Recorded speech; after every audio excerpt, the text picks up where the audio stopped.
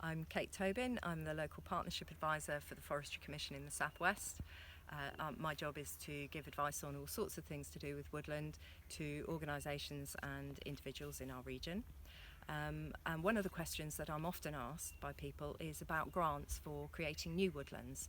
And there's quite a range of grants available, from larger woodlands over 10 hectares. There's a Woodland Carbon Fund, and that's more for productive woodlands if you're trying to get a crop from a new woodland.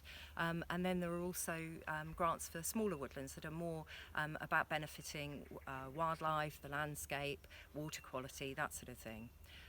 There is actually a comparison document that you can find on gov.uk which compares all the different woodland creation grants and the level of grant, what they'll support, and all sorts of information. So that's on www.gov.uk.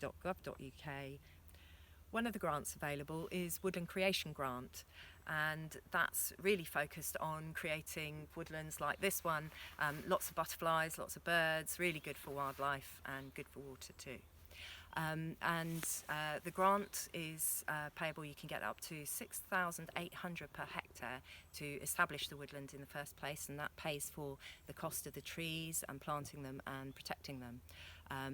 And then you can also later apply for a maintenance grant that gives you £200 per hectare for looking after those trees as they're growing in the first 10 years, making sure that they're weeded and there's clear space around them to allow them to grow.